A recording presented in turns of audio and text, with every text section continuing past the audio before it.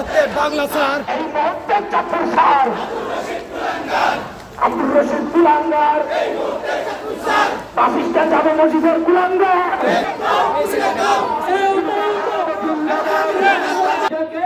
নিষিদ্ধ ঘোষণা করা আমরা দাবি করি। আসেন গতকালকে যেহেতু টঙ্গীর ইজতেমা জানুয়ারির 31, ফেব্রুয়ারির 1-2 আপনারা জানেন তো যে ইজতেমার জন্য 3-4 মাস আগে থেকে প্রস্তুতি নিতে হয়।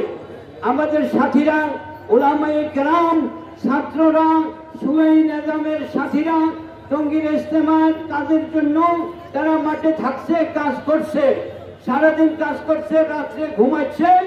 ঠিক 3টার সময় এই সাতপন্থী সন্ত্রাসী গ্রুপ আক্রমণ করে, হামলা করে শত শত মানুষকে আহত করেছে।